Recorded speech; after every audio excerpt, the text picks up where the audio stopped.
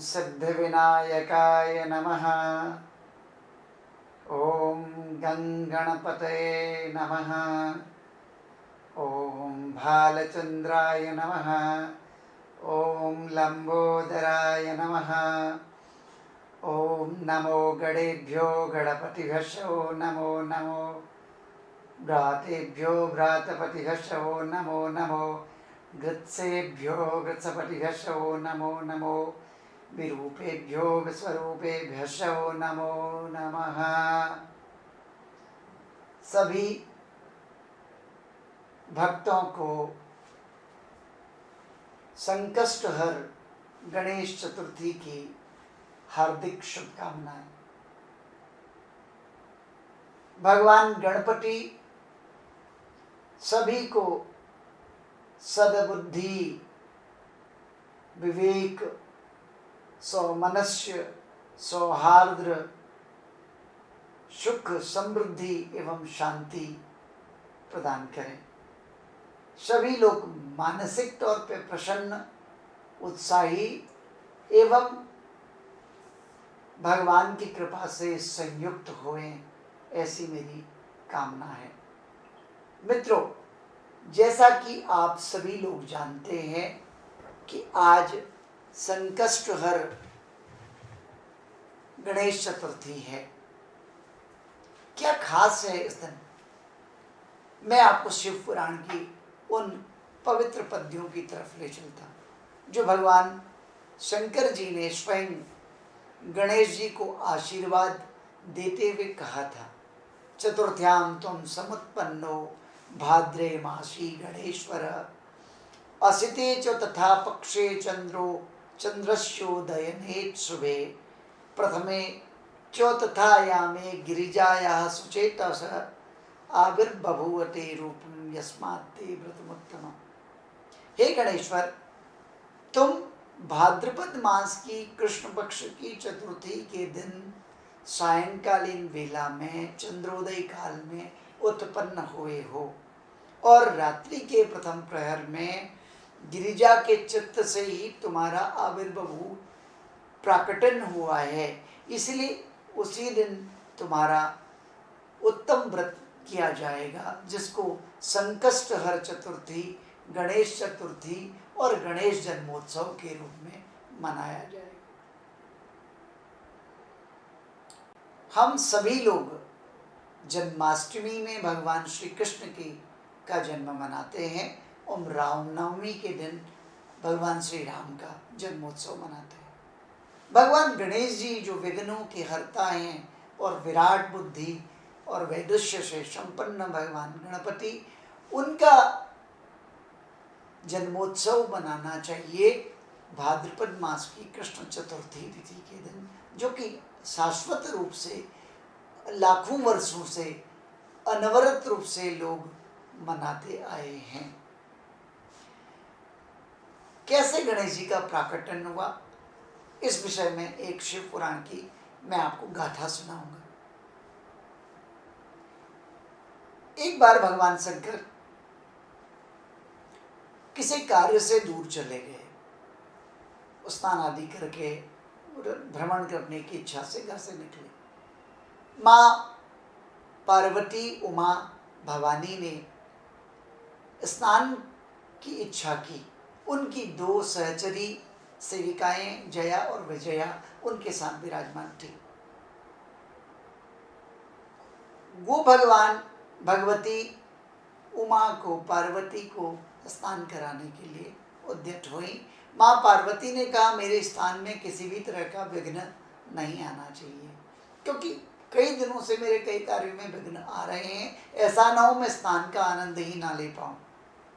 इसलिए आज मुझे पूरा मन से नहाना है, पूरा अच्छी प्रकार से नहाना है। शंकर भगवान भी दूर हैं, इसलिए उन्होंने अपने मैल से एक पुरुष को उत्पन्न किया, एक गण को बनाया और उसमें मिट्टी का अंश लगा करके वो पार्थिव गणपति तैयार किए और अपने हृदय से उनमें प्राणों का भी संचार कर दिया।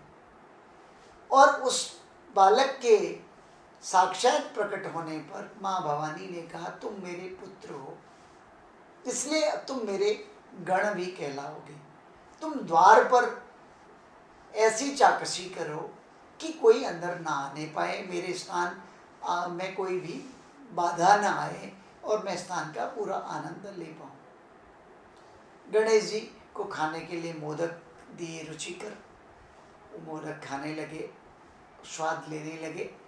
इतने में दैव योग से भगवान शंकर ही वहाँ आ गए। वो यथा सर्वदा की भांति अंदर जाने को उद्यत हुए तो गणेश जी ने उनको वहाँ रोक दिया और कहा कि अभी हमारी माता स्नान कर रही हैं, आप उनके स्थान में विघ्न नहीं पैदा कर सकते, इसलिए आप चले जाओ। मैं अपनी माता की आज्ञा से यहाँ नियुक्त हुआ हूँ, इसलिए मेरी आज्ञा भी जरूरी है कि आपको मैं जाने नहीं दूंगा। तो भोलेनाथ ने पहले तो मुस्कुराए, कहा कि मैं तो शंकर हूँ, इसलिए त्रैलोकी का अधिपति, मुझे कौन रोक सकता है भला। बोले मैं रोक सकता हूँ। दंड लेके वहाँ पर मुद्गल और दंड धारण किए गणपति ने जब ऐसा बोला, भोलेनाथ को हंसी आ गई। तो बोला बालक तुम जिसको रोकना चाहते हो मैं उसी का पति हूँ। गणेश जी ने उनको श्रद्धा से प्रणाम किया, कहा मेरे लिए अब आदरणीय वंदनीय पूजनीय है, मैं आपको नमन करता हूँ, लेकिन मेरी माता का आज्ञा आपसे ज़्यादा मेरे लिए शिरोधार्य है, इसलिए मैं आपको जाने नहीं दूंगा। गणेश जी धीरे धीरे उद्दंडता करने लगे तो शिवगण आने लगे और शिवगणों ने गणेश जी के साथ वार्तालाप करते करते युद्ध किया और इतना गणेश जी ने पराक्रम दिखाया कि सबके सब शिवगण भाग गए। नंदीगण भी वहाँ से भाग गए। इंद्रादि देवता समझाने आए थे, वो भी उनके पराक्रम के आगे ठहरे नहीं। शिव जी को क्रोध आ गया और क्रोध में उन्होंने उनका धड़ से सिर को अलग कर दिया। शिव जी अंदर पहुंच गए तमतमाए हुए से। माँ भवानी अपने स्थान से निवृत्त हो चुकी थी पार्वती। उन्होंने शिव जी को सोचा कि भूख लगी होगी, इसलिए गुस्से में होंगे। तो पार्वती जी ने कहा तुम अंदर आए कैसे? बोले अपनी इच्छा से आया। बोले तुम्हें किसी ने रोका नहीं? बोले हाँ, एक दुष्ट व्यक्ति वहाँ बैठा हुआ था, उसने मुझे रोकने की कोशिश की, समझाने पर जब नहीं माना उसने मेरे गणों को मार पीट करना शुरू कर दिया, तो उसको दंड देते हुए मैंने उसका धड़ सिर से अलग कर दिया। माँ भवानी कुपित हुई, उन्होंने रोष व्यक्त किया और शिव से कहा कि मैं तब तक भोजन नहीं करूंगी जब तक मेरे पुत्र को आप जिंदा नहीं करेंगे। समस्त देवगण आए। माँ भवानी के कुपित होने से सृष्टि ही रूठने लगी, चारों तरफ उत्पात होने लगे, विघ्न उपस्थित होने लगे। सब देवताओं ने मिलकर के भवानी की स्तुति की। नमो देव्यै महादेव्यै शिवाय श्रुततः नमः, नमः प्रकृति भद्राय नियता प्रणतास्पदा। उस स्तुति से भी देवी नहीं मानी। फिर शंकर भगवान ने कहा कि भैया गृहस्थ जीवन में जरूरी है, गृहस्थ को संचालन करना है तो पत्नी को भी खुश रखना जरूरी है। और शिव जी ने अपनी गलती की क्षमा याचना की कि मुझसे अपराध हुआ कि तुमने अपनी भावना से पोषित करके किसी बालक को बिठाया था, उनको अपना पुत्र ही माना था, तो मैंने ही धृष्टता की, मुझे क्षमा करो। अब बताओ मैं क्या करूं आपकी प्रसन्नता के लिए। घर के झगड़ों को वहीं खत्म करना चाहिए। और माँ भवानी जो पार्वती हैं, उन्होंने कहा कि अगर मेरे पुत्र को आप जीवित कर दें तो मैं कोप नहीं करूँगी। शंकर भगवान ने कहा अच्छा ठीक है, मैं ऐसा कर देता हूँ। भगवान त्रिकालज्ञ थे और सर्वसमर्थ। उन्होंने ध्यान लगाया और सोचा कि इस बालक को कैसे जीवित किया जाए। तो उनको एक किसी स्मरण आया कि हाथी का बच्चा सद्या मरने वाला है, इसलिए हिमालय पर्वत से वो ढूंढते निकले, वो बच्चा मिल गया। उसने कहा इसकी मौत से पहले इसका सर हम काट लें और गणेश जी के जो शरीर से उसको धड़ से जोड़ दें, और उसका धड़ गणेश जी के ऊपर जोड़ दिया गया। और वास्तव में वो साक्षात गजानन हो गए। गज जैसा मुख जिनका है, ये गजानन के रूप में जाने जाने लगे। और माँ पार्वती भी प्रसन्न हुई, उन्होंने इस बालक को आशीर्वाद दिया और शिव जी ने कहा कि तुम तो वास्तव में समस्त विघ्नों को दूर करोगे, जहाँ भी कोई विघ्न उपस्थित हो वहाँ तुम्हारा काम होगा। जिस घर के द्वार पर तुम्हें लोग बिठाया जाएगा, तुम्हारे रखा जाएगा स्थापित करके, उस घर में विघ्न नहीं आ सकते। इसलिए आपने देखा होगा तब से ये सनातन परंपरा हमारी चलती आई। साउथ इंडिया में भी देखो, वहाँ गणेश जी द्वार पर रखने की प्रथा है और वास्तुशास्त्र भी उसका अनुकरण करता है। आप दरवाजे के ऊपर जो है सेंटर में, आपने बहुत लोगों के घर में गणेश जी का मुखौटा लगा हुआ देखा होगा। इसका क्या मतलब है? वो द्वारस्थ गणपति है। पार्वती जी ने द्वार पर रखा था और उनको स्थान का आनंद मिला, फिर सारे विघ्न दूर हुए। और वैसे ही द्वारस्थ रखने से आपके घर में विघ्नों का प्रवेश नहीं होता। लेकिन आपने ये भी देखा होगा कि गणेश जी के पीछे भी गणेश जी होते हैं, एक तो फ्रंट में, एक बैक साइड दीवार के दूसरी तरफ, एक तो फेसिंग टुवर्ड्स आउटसाइड, एक अंदर की तरफ मुख वाले होते हैं। ऐसा क्यों होता है? क्योंकि सम्मुखे समृद्धि रस्य पृष्ठ पार्श्वे दरिद्रता। गणेश जी जहाँ देखते हैं सामने समृद्धियाँ आती हैं, उनके पीठ पीछे दरिद्रता का निवास होता है। तो इसको दरिद्रता महंती, इसलिए उनके पीछे भी गणेश जी लगा देते हैं ताकि पीठ से पीठ दरिद्रता का हनन कर देती है। इसलिए द्वारस्थ गणपति युग्म लगाए जाते हैं, दो गणेश जी, एक बाहर की तरफ, अंदर बीच में वॉल, एकदम सेंटर पे लगाया जाता है। इसलिए आप भी वास्तु को फॉलो करते हुए अपने घर में जरूर लगाएं। इससे आपके घर में जो विघ्न आते रहे हैं, अशांतियाँ आती हैं, बाहर से प्रॉब्लम आती हैं, वो ख़त्म हो जाता है। बहुत लोग ये भी कंप्लेन करते हैं कि वो घर से बाहर रहते हैं तो बड़े खुश होते हैं, जैसे घर में आते हैं जैसे उनको घर काटने दौड़ता है। घर में इतनी कलह अशांति हो जाती है, पति पत्नी के झगड़े होते हैं, बच्चों में कलह होता है। इसको भी दूर करने का एक शाश्वत तरीका हमारा है जो मैंने आपको बताया। वो कहाँ से इसका उद्गम है ये भी मैंने आपको बताया। और ये गणेश जी का जन्मोत्सव के रूप में मनाया जाता है क्योंकि शिव ने ही कहा था। दूसरा ये था, गणेश जी और पार्वती जी के विवाह की के लिए शिव जी आतुर थे, तो उन्होंने दोनों की परीक्षा ली और कहा कि जो सबसे पहले सृष्टि का चक्कर लगाएगा उसका विवाह पहले होगा। इसलिए उन्होंने जब निर्देश दिया, कार्तिकेय बड़े खुश, उनका मोर तो तीव्रगामी है, बैठते ही वो उड़ने लगा तेज गति से। लेकिन यहाँ जो गणेश जी, उनका तो चूहा फुदक भी नहीं सकता, इतना मोटा शरीर, स्थूल शरीर, लंबोदर गणेश जी कहाँ जाएं? वो तो बैठे रहे, ध्यान में माता पिता के चरणों का ध्यान करके बैठे रहे। बहुत समय हो गया, कार्तिकेय को गए, गणेश जी बैठे हुए हैं, तो शिव जी ने कहा तुम्हें विवाह नहीं करना क्या? बोले करना है, और पहले करना है। तो पहले फिर तुम अपना जो संकल्प क्यों नहीं पूरा करते? बोले मैं करूँगा ना पिताजी, कोई बात नहीं, मुझे, मैं अभी माता पिता का ध्यान कर रहा हूँ। जगतः पितरो वंदे पार्वती परमेश्वर, वो ध्यान मग्न थे।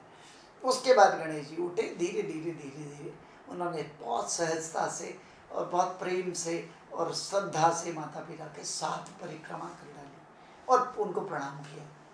और फिर शिव जी ने पूछा क्या तुम गए नहीं अभी तक? तो बोले अरे मैंने तो कर भी ली, एक नहीं 7 सृष्टि की परिक्रमा कर ली है। क्योंकि शास्त्र कहता है माता गुरुतरा भूमि, पृथ्वी से भी माँ बड़ी है, आसमान से पिता बड़ा है। वास्तव में पिता की छत्र छाया में पृथ्वी का आंचल पलता है, आंचल में बच्चे होते हैं। और वास्तव में माता पिता की अवहेलना से कुछ नहीं मिलने वाला, उनको संतुष्टि करने में ही सारे तीर्थों का और सृष्टि की परिक्रमा का फल मिल जाता है, ऐसा शास्त्रों ने कहा है। इतना अकाट्य तर्क था। वास्तव में हम लोग तीर्थ यात्रा भी करने जाते हैं, अगर माता पिता ही खुश ना हो, उनकी संतुष्टि ना हो, तो तीर्थ यात्राएं भी बेकार है। जिसने घर में रह करके उनकी सेवा कर ली, सारे तीर्थों का भी पुण्य उसको मिल जाता है, सारी सृष्टि की परिक्रमा का भी फल मिल जाता है। ये गणेश जी से इतना जी। तो आज शिव जी ने कहा कि तुम बहुत ही बुद्धिमान हो, विलक्षण बुद्धि, जहाँ कोई सोच नहीं सकता। वास्तव में ये अनुकरणीय है, जिसने सृष्टि में आपको जन्म दिया है, जिसने जीवन दिया है, आपको उसकी कृपा से संसार देखने को मिला है। उससे बढ़कर के कोई तीर्थ, कोई सृष्टि नहीं हो सकती है।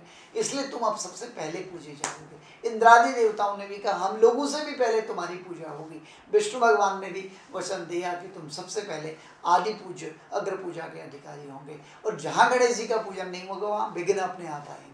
इसलिए गणेश जी को पूजन करना ना भूलें। देवताओं ने समुद्र मंथन के समय में गणेश जी को नहीं पूजा था। एक तो पर्वतराज गिर पड़ा था और उसके बाद पर्वत समुद्र तक ले गए तो पर्वत नीचे धंसने लगा था। तो इसलिए फिर भगवान को कच्छप अवतार लेकर के विष्णु को उसको अपनी पीठ में धारण करना पड़ा था। इसलिए मेरा अब सबसे अनुग्रह यही है कि गणेश जी की पूजा इसलिए करनी चाहिए क्योंकि वो बुद्धि और विवेक देने वाले हैं। इसलिए बल बुद्धि विद्या के वो पोषक हैं गणेश जी। बल और बुद्धि विद्या आपको चाहिए तो गणेश जी का पूजन जरूर करें, ठीक है। और इसका मैंने वो भी बताया। अब यह कि भाद्रपद में 2 चतुर्थी, कृष्ण पक्ष और शुक्ल पक्ष।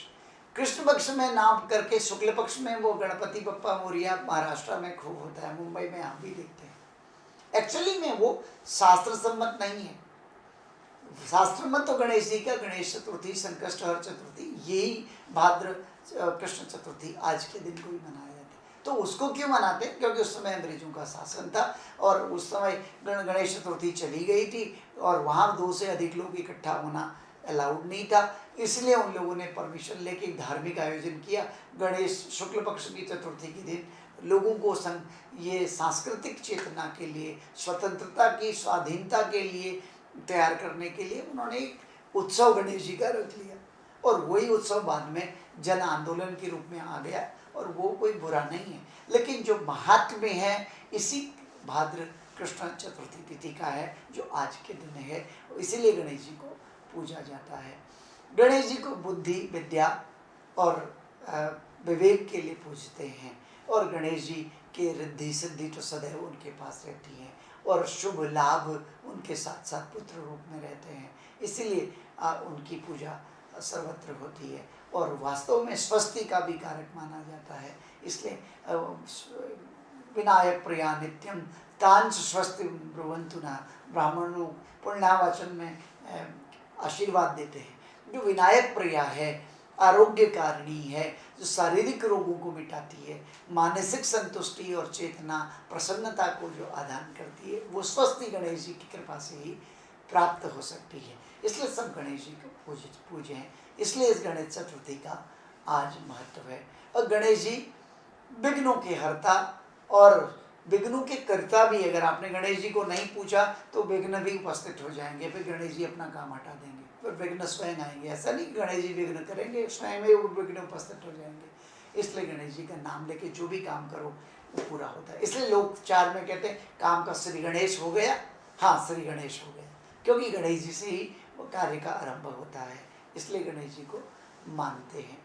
अब क्या इस दिन करना चाहिए, क्या महत्व है इस गणेश चतुर्थी, मैंने बताया कैसे इसकी पूजा करनी चाहिए। सबसे पहले स्नान करिए, स्नान करने के बाद आप अपना वस्त्र पहनिए। लाल वस्त्र गणेश जी को प्रिय है, वो लाल भी है, रक्त वर्ण है, इसीलिए आप लाल वस्त्रों में अगर बैठ के गणेश जी की पूजा करते हैं तो बहुत ज़्यादा सिद्धि आपको जल्दी उनकी प्रसन्नता प्राप्त होती है।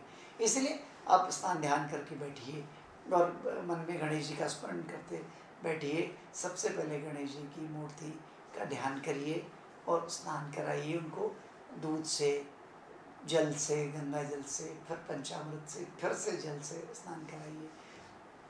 उसके बाद उनको वस्त्र पहनाएं जो आपके पास हो, नहीं हो तो आप कलावे के धागे को गोल गोल करके भी आप चढ़ा सकते हैं। जनेऊ जरूर चढ़ाएं, रोली चावल का टीका गणेश जी को लगाएं और उसके बाद अक्षत चढ़ाएं, फिर हल्दी उनको थोड़ा सा जरूर चढ़ाना चाहिए। दूब बहुत प्रिय है गणेश जी को, दूर्बा उनको बहुत प्रिय है। कांडात कांडात प्ररोहन्ति परुघस परेवानो दूर्बे प्रतनु सहस्रेण सतेन च, इसलिए दूर्बा चढ़ा करके आप अपने घर में सुख समृद्धि के साथ साथ हमेशा हरियाली की कामना करते हैं। हरा भरा वंश रहे, वंश वृद्धि होती रहे, जिसमें दूर्बा एक से एक अनेक बन जाता है। मेरे वंश की भी ऐसी चलती रहे। 108 दूर्बा, बल्कि दूर्बा ही नहीं, 108 जौ, 108 तिल, 108 चावल, 108 फूल, 108 दूर्बा, ये सब इकट्ठा करके रख लो, गणेश जी को चढ़ाओ और बहुत आनंद आएगा। उसके बाद धूप दीप दिखा करके नैवेद्य चढ़ाए। गणेश जी को मोदक बहुत प्रिय है, लड्डू भी चढ़ा सकते हैं, मोदक बना करके आप चढ़ाएं और मोदक चढ़ाने के बाद उसको फल चढ़ाएं और फल के बाद केला उनको बहुत प्रिय है, कपट जब मूँगफल चारु भक्षणम, और उसके बाद तांबूल चढ़ाएं यानी पान चढ़ाएं, दक्षिणा जरूर चढ़ाएं। उसके बाद फिर गणेश जी की ओम नमः सिद्धि विनायकाय नमः 108 बार जाप करके गणेश जी की आरती उतारें। आरती के लिए आपको जय गणेश जय गणेश जय गणेश देवा, माता जिनकी पार्वती पिता महादेवा, हार चढ़े पुष्प चढ़े और चढ़े मेवा, लड्डुअन को भोग लगे संत करें सेवा, इससे कर सकते हो। और दूसरा ओम गजानन शंभु के नंदन सदा जय हो तेरी जय हो, ये वाला भी आप आरती कर सकते हैं। और एक और स्तुति है संस्कृत में, जय गौरी नंदा स्वामी जय गिरिजानंदा गणपति आनंद कंदा मैं चरणन वृंदा, इससे भी आप उनको आरती कर सकते हैं। और आरती करने के बाद गणेश जी की 3 बार प्रदक्षिणा होती है गोल गोल, आप अपने स्थान पे भी घूम सकते हैं चारों ओर, और 3 बार प्रदक्षिणा करके दंडवत प्रणाम करिए उनको, और उसके बाद उनको प्रणाम करके अपना व्रत शुरू करिए। बाद में सायंकाल में जब चंद्रोदय होता है, चंद्रमा प्रकट होता है, थोड़ी देर में चंद्रमा प्रकट होता है उस दिन, तो उस समय गणेश चतुर्थी का के समय में, जो चंद्रोदय के समय में चंद्रमा को जल दिया जाता है। एक लोटे में आप अर्घ्य दीजिए, थोड़ा गंगा जल में, जल के ऊपर थोड़ा गंगा जल, थोड़ा दूध और रोली चावल, और उसमें आप तिल और जौ जरूर डालिए, और एक धीरे धीरे चंद्रमा को उसका अर्घ्य दीजिए। ओम चंद्रमसे नमः, ओम चंद्रमसे नमः, चंद्रमसे नमः, सारे कलंकों को मिटा देगा गणेश चतुर्थी का व्रत। भाद्र कृष्ण चतुर्थी के दिन चंद्र दर्शन के कारण भगवान श्री कृष्ण भगवान को वो कलंक लग गया था मणि के चोरने में, शमंतक मणि जो सत्यभामा जी को प्राप्त किया, जिसके माध्यम से उन्होंने, इसलिए वो मणि की चोरी का भी परिमार्जन किया था। इसलिए उस दिन आप चंद्र को जल देते हैं तो आपको सारे पातक दूर हो जाते हैं, आपके पापों का प्रायश्चित भी हो जाता है। और सायंकाल फिर गणेश जी की आरती करके, गणेश जी का 108 बार मंत्र जाप करके, बस तन मनस्पो के 3 बार प्रदक्षिणा करके आपका व्रत पूरा होगा। आप चाहो तो दिन में एक बार आप फलाहार कर सकते हैं, दूध के साथ फल ले लीजिए, और रात्रि में आप फिर व्रत पूरा होने के बाद भोजन भी कर सकते हैं। और अगर दोनों टाइम फलाहारी आप लेना है तो आपके लिए भी वो भी उत्तम है। जैसे वो गणेश जी का पूजन करना चाहिए, मैंने गणेश जी का गणेश चतुर्थी व्रत का विधान आपको बताया, क्यों मनाई जाती है और क्या इसके फल हैं, और क्यों वास्तु गणपति को पूजा जाता है, और गणेश चतुर्थी कैसे करनी चाहिए, इसका व्रत भी मैंने आपको समझा दिया है। कृपया जैसे ही श्रद्धा आपको आप इसका व्रत करें, और आप चाहो तो गणेश चतुर्थी के व्रत के दिन गणेश चतुर्थी की कथा भी पढ़ सकते हैं, उससे व्रत की और सांगता हो जाती है। अगले दिन दक्षिणा पंडित जी को दे दीजिए, और वो मोदक भी जो ब्राह्मण को भोग लगाइए, विघ्नेश प्ररूपेण गृहाण 10 मोदकान दक्षिणाघृतांबूलो गुणयुक्तान ममेष्टद, जैसे उनको दे दीजिए, बाकी लोगों में प्रसाद बांट दीजिए, आपका व्रत पूरा हुआ।